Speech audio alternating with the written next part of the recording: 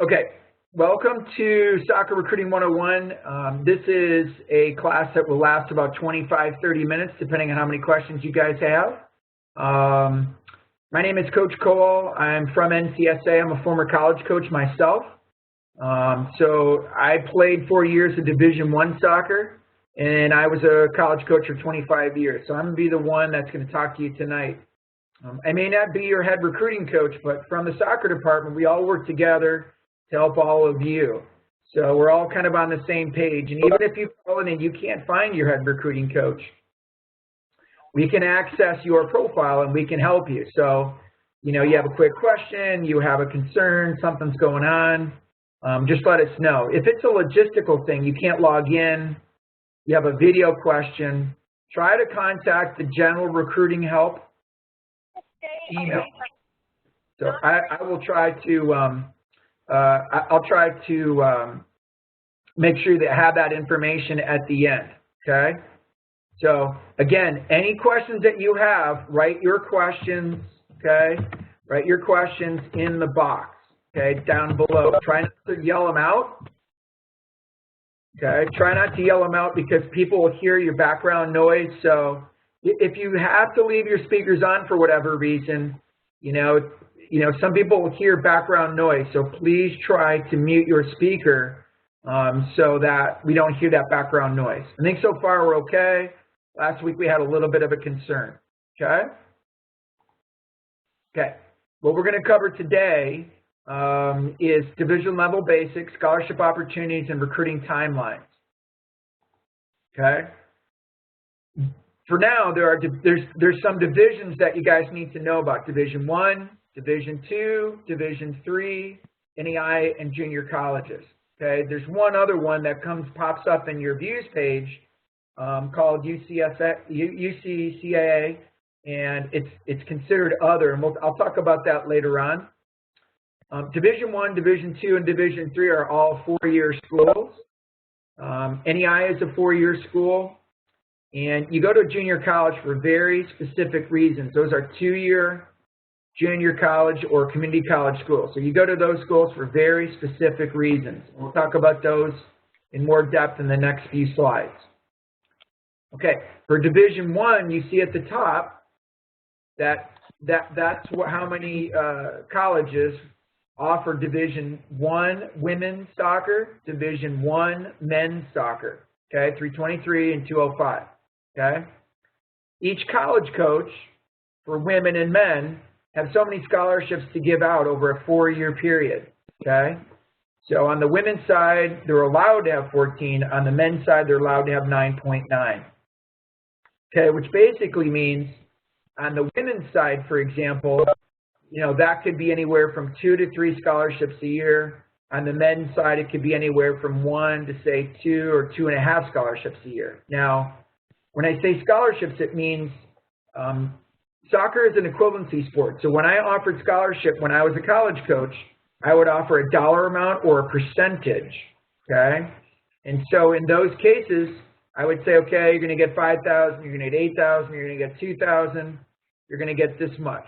And every year, you know, it would just renew as long as you're a solid citizen and, you know, you stayed in shape and all that other stuff, okay? Some coaches are not fully funded.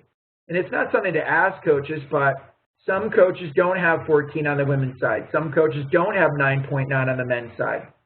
And the reason is the school just can't afford it. There's a budgetary issue. The AD's got a budget.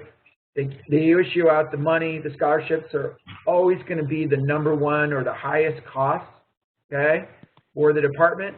So, and, you know, for whatever reason, soccer's not going to get that money. So, again, if a coach offers you, you know, a little bit of money, you know, just thank them for it and then say, you know, could I get more the second year, for example.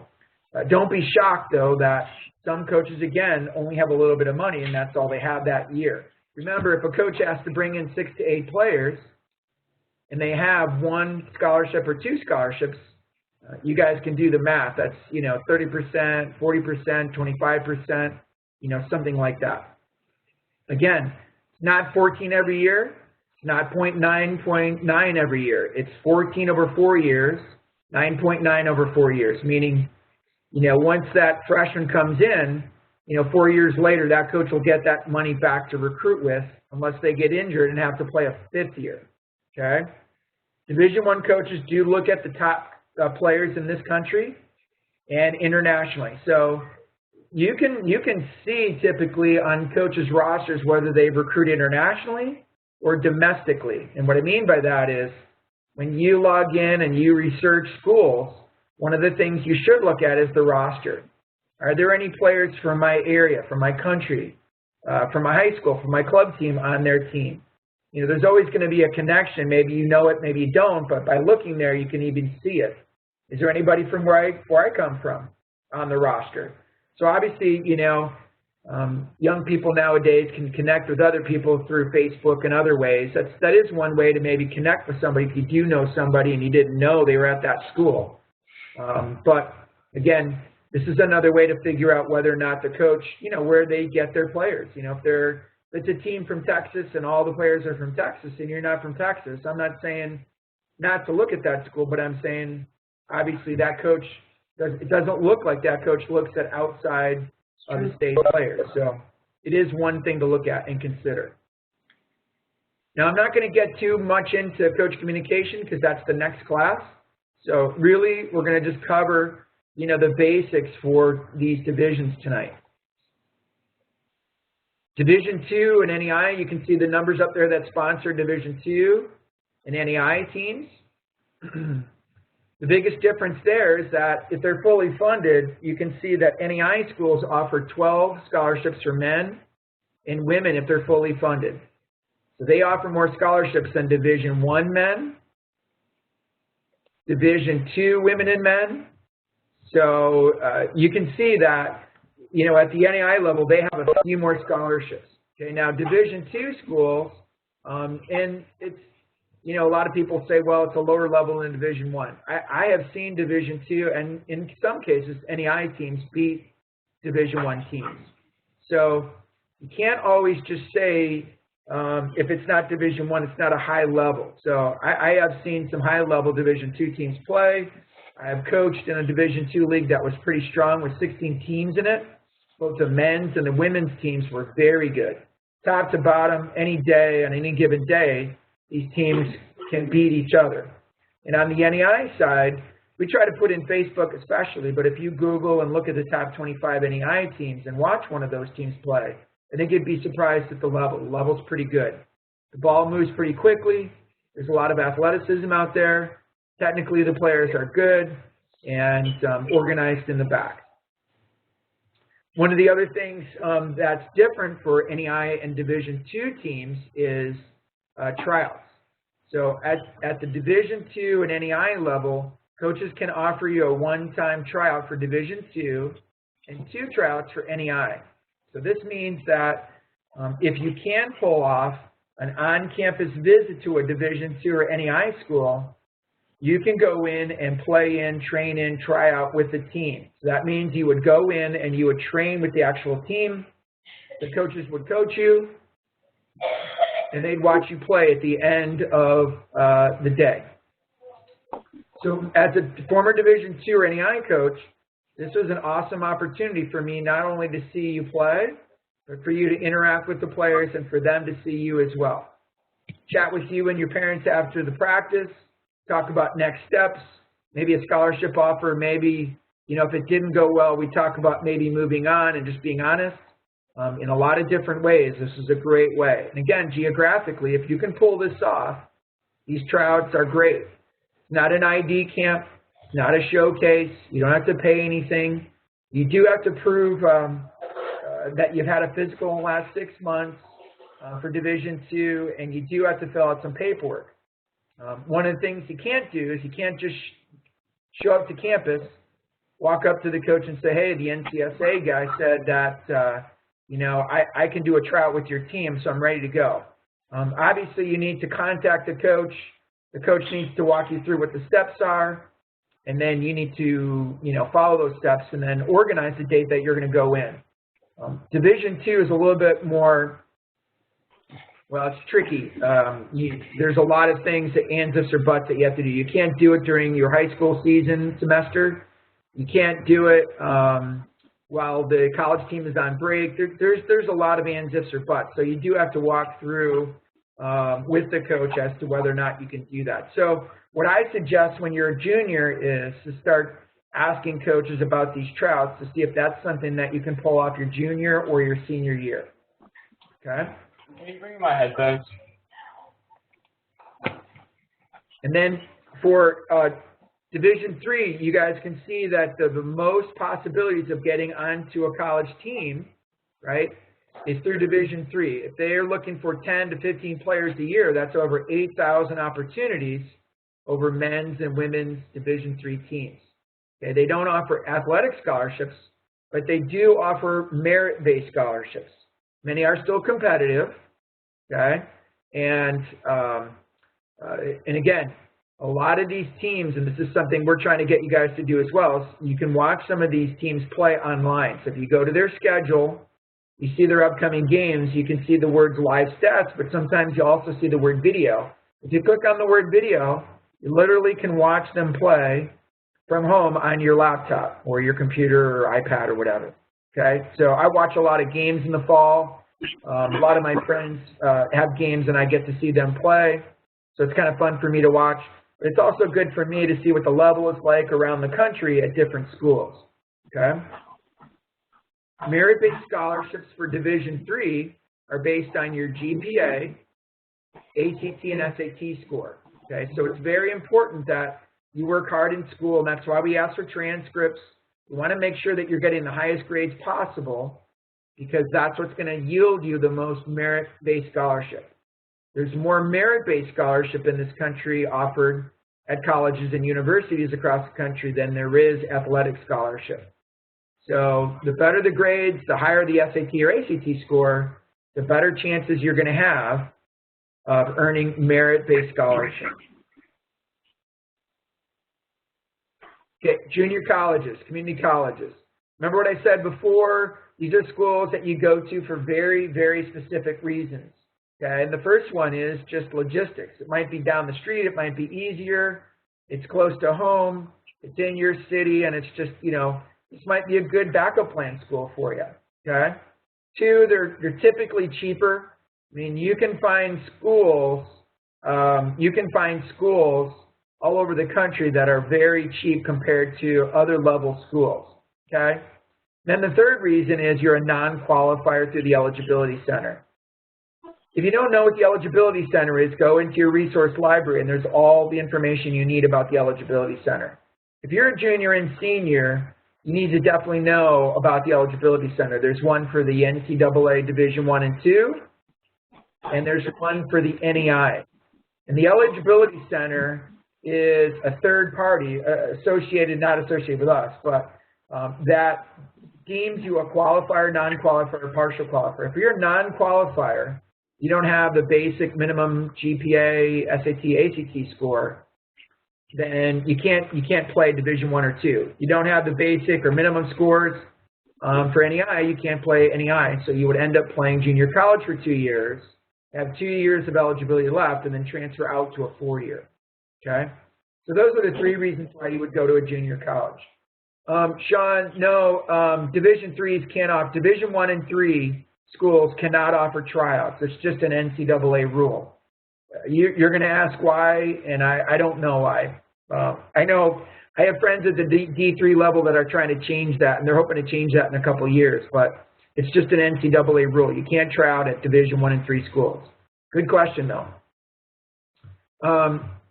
As you guys can see, you can also try out at junior colleges. So on your visit, maybe you talk to the coach, maybe the coach hasn't seen you play, maybe he likes your video. You know, can you come visit campus? You go visit, you train in with the team. I would say at the NEI level and junior college level, there's less rules for a tryout than, say, a D2 coach or team. So just talk to the coach and find out what you need to do to pull that off. You also can see that at the D1 junior college level, they have 18 scholarships. So at the D1 junior college, they can offer scholarship. If the junior college is a D3, then they cannot offer athletic scholarships, okay? Now, these change from year to year. What schools, you know, D1, D3, there's a list of schools at the National Junior Collegiate Athletic website, and I go into that pretty much, you know, every other day. And so what I need you to do is to make sure that you just, when you talk to a junior college coach, just confirm that. One year we had a coach that, you know, didn't tell us that they went from 1 to 3, and it kind of got a little bit confusing. So we want to make sure that you check with the coach. Hey, coach, are you D1 or D3 junior college? Typically, junior colleges, you know, across the board, Division III or I, are still cheaper than some of the other schools. So you would just ask about merit scholarship again with the Division III junior colleges.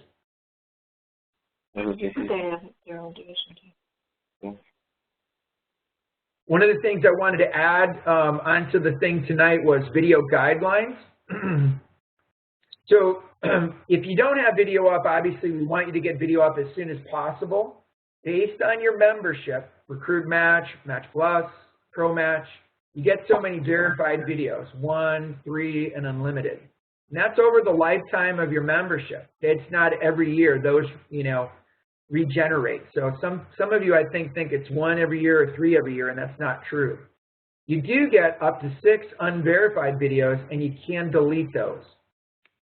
Unverified videos are videos that you put up, maybe like YouTube, into your edit profile video section, okay? Someone takes footage of you, it's clear who you are in the video, you put that link in that, so if you go into edit profile video section, you will see load your unverified YouTube video. It's pretty clear in there. In the description box, when you load unverified video, make sure that you put, instead of what 2 teams are playing, put your position, jersey number, and jersey color, okay? When you do that, coaches can identify you, and we can identify you quicker. Obviously, if you send me a YouTube video and I can't see who you are, I'm not going to send that to coaches typically, unless it's, you know, you're a senior and it's getting late and we just need to get something out. But in the description box, the first box, put your position, jersey color, and jersey number, so that coaches can at least try to identify you in there. Unverified videos, we don't arrow you. It's not a highlight video.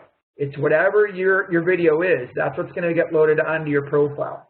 So if you're out of verified videos, this is a way to increase your exposure to coaches and allow them to see you play, okay? Probably the biggest things we see with unverified videos, and typically I never send them back to kids because typically we can figure it out who you are, is if you're way on the other side of the field and we can't figure out who you are, and B, if the weather's so bad, we just, you know, there's some days in our sport where it's just bad weather, we just can't sort out who you are, okay? If you are struggling to get someone to videotape you or you don't have a camera, make sure that you're looking around to see if other parents are filming you. Maybe your high school has some video resources that you could ask your coach, see if your assistant coach can help. So just try to keep going through options rather than, you know, my mom and dad can't do it.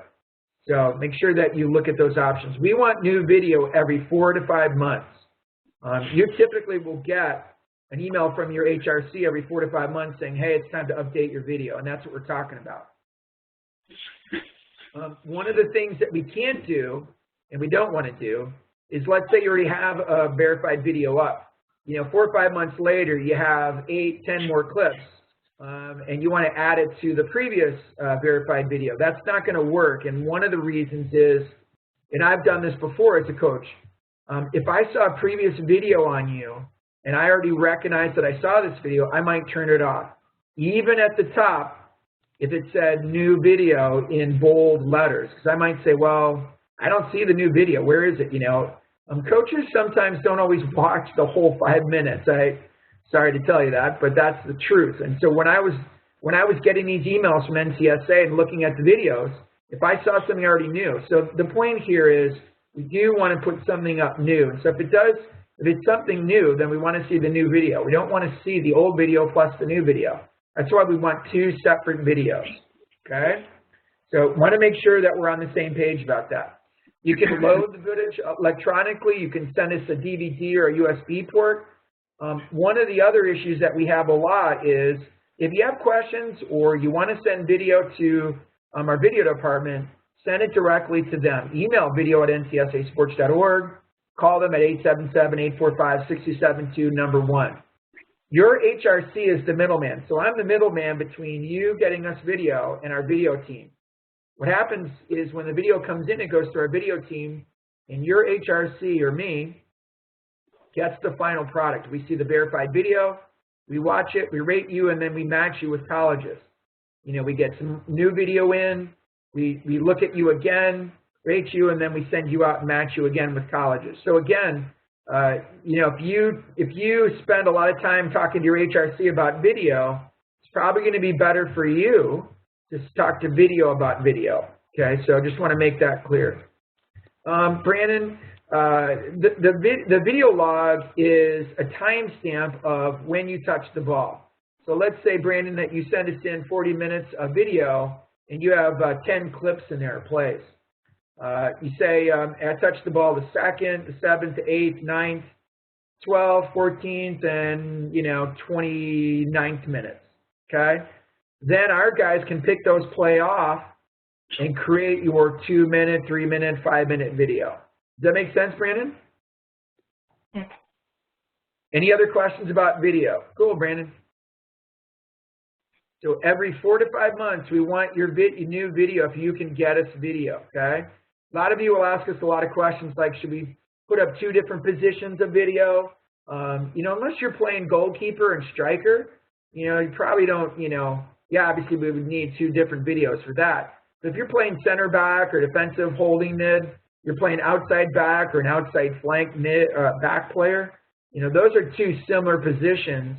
And we really probably can, most coaches can figure out whether you can play in those positions or not. The key is we need to make sure that we're seeing the right things, okay? Sometimes we see repetitive things in videos. Like if you're a striker, we want to see you back to pressure. We want to see you strike the ball with both feet. Obviously, we want to see you score goals. But how do you run off the ball? Midfielders, we want to see you defend, attack. Do you check your shoulders before you get the ball? Can you open your body up? Do you shape your body well enough? Can you play with both feet? And in the back, obviously, you know, can you hold the line? Do you know what the back line, restraining line is? Can you mark a player out? Are you a good, patient 1v1 defender? Goalkeepers, obviously, footwork, follow leg, angle play, power step, air service, hands, footwork. So all of that stuff is important, but, you know, sometimes we'll see the same things over and over again. So, you know, try to vary up what we can without, you know, spending weeks and weeks videotaping you guys. Okay? Okay. So if you're a sophomore and younger, it's really, really important that you understand that you are going to get, and it's about to start as well. A lot of you are going to start to get camp brochures, and a lot of you get irritated with that. I think it's actually a good thing. And the reason is, you know, they at least have you on a list at some point, and now you got to figure out how to get your name on the top of that list or get them to bold you on that list. If you get questionnaires, you know, fill the ones out that you're interested in. Oh, and camp brochures, you don't have to reply to every email when you get a camp brochure email. You know, so if you get an email, you know, if you get, you know, 20 or 30 camp invites, you don't have to send 20 or 30 reply emails. Just reply to the ones that maybe you have more questions about or you're interested in. Regarding camps and it'll start in November, December. We'll send some information out about camps here in the next few weeks. College seasons are about to wind down, and no matter where, you know, coaches live in this country, they're going to find an indoor place if it's winter and an outdoor place if it isn't winter where they live. So they'll either run an ID camp or they'll go to somebody else's ID camps, because that is one way for them to see. One of the other things, and we'll have a whole other class about this, but one of the other things that that you guys can see is Exact Soccer Camps. That's a great website. If you just Google Exact Soccer Camps, that's a great website. There's only one in California coming up, but they have several coming up from now until the first of the year, all across the country, okay? And some of them may be close to you, some of them may be too far away. So we'll start to get more camp information. And the other thing that you can do about camps is, in your favored page, whatever schools are in your favored page, you know, contact the coach. This is a great talking point when you talk to coaches. Hey, coach, do you have an ID camp coming up? Look at their website. They'll always advertise their ID camps. Okay, so I don't want to get too far into that, but we will be sending some information out about camps after the season for the colleges wind down. You will be getting general letters because the sophomores and youngers, to some degree, at the Division I and II level, that's all they can send you. Per NCAA rules, Division I and II schools are not allowed to contact you directly until you become a junior. If you're a junior and senior and you're getting offers for campus visits, if coaches are calling you or emailing you, if they're asking you to come on campus for a visit, your senior year they're offering official visits, there's a scholarship offer on the table. All of those things are obviously true interest. They're interested in you. They want you on the team, and now you guys got to sort out whether you like the school or not, or, you know, you can afford the school minus whatever scholarship they're offering. Okay? Very important for seniors to have coaching sessions with their head recruiting coach. So as you go through this process, it's very important that you have a coaching session with your head recruiting coach to make sure that you know the steps through that. So if you're getting contacted by some coaches, you just go in your Recruiting 101 tab down to Coaching Session, and then organize a coaching session with your head recruiting coach. That's a one-on-one call. It assures that you're both available, and you guys can walk through what you need to do next, especially if you're talking to coaches and you have some questions, okay? Typically for Division I and II, you know, these coaches now, especially there's, you know, for seniors, they've either offered their scholarship money or they're about to, or they're waiting for players to say yes or no. Now it's random. There are some coaches that are slower in the process. Some of these coaches are further along. So it's, you know, there's no, what I'm trying to say is there's, across the board, there's no one rule for Division I or II. Some Division I's are done, some are not. Some Division II's are probably close to being done, most of them are not. Okay, so they know that they're going to get verbal commitments before February 3rd, and some coaches are done and some coaches are not. Remember to look at the roster page, go to the roster openings page to see who's looking for your position.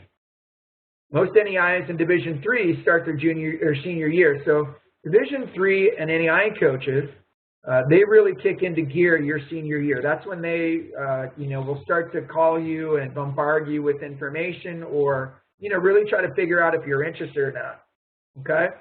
Now, again, verbal commitments until a certain day, you know, basically that's what they are. It's verbal commitments. So February 3rd next year is the signing day for 2016 class.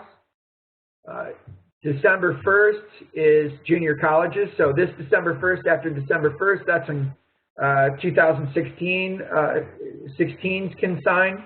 So you might have a junior college that says, hey, we'd like you to commit after, you know, December 1st or on December 1st. So, you know, you might have to make a decision before February 3rd. If you're not getting in D1s or D2 offers, you might have to take the junior college offer. NEI level, they can send you a letter anytime after you and the coach agree on the terms of the contract or the award. Okay. Oh, Division III does not have a signing date like NEIs.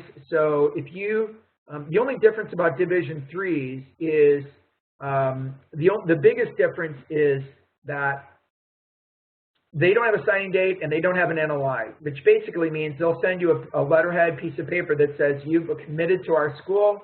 Please sign at the bottom. This is a handshake deal basically on paper that says you plan on going to that Division III school. With Division III, there's a FAFSA component, which basically means you and your parents may not know how much that school is going to cost until well into March or April, okay?